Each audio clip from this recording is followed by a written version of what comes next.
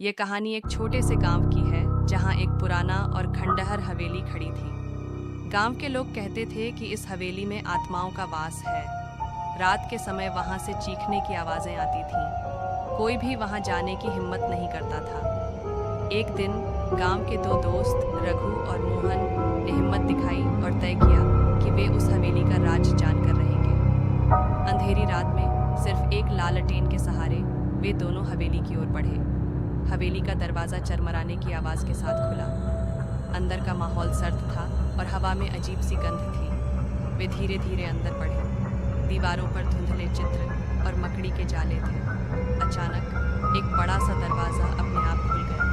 दोनों डर के मारे सहम गए, लेकिन साहस जुटाकर अंदर चले गए। अंदर एक पुरानी कुर्सी पर बैठी एक साया दिखाई दी। कौन हो तुम? रघु ने कांपती आवाज़ में पूछा। साया धीरे धीरे कुर्सी से उठी।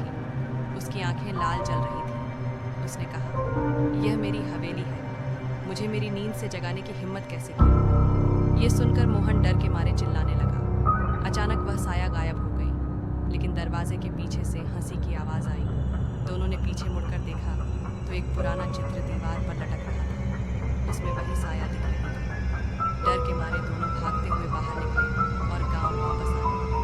अगले दिन उन्होंने गाँव वालों को सब कुछ बताया। गांव के बुजुर्गों ने कहा कि वह आत्मा उसी हवेली में रहने वाले एक पुराने जमींदार की थी, जिसकी हत्या वही हुई थी। वह अब भी अपनी मौत का बदला लेने के लिए भटक रही थी। इसके बाद कोई भी उस हवेली के करीब जाने की हिम्मत नहीं कर पाया। हवेली हमेशा के लिए रहस्यमयी बनी।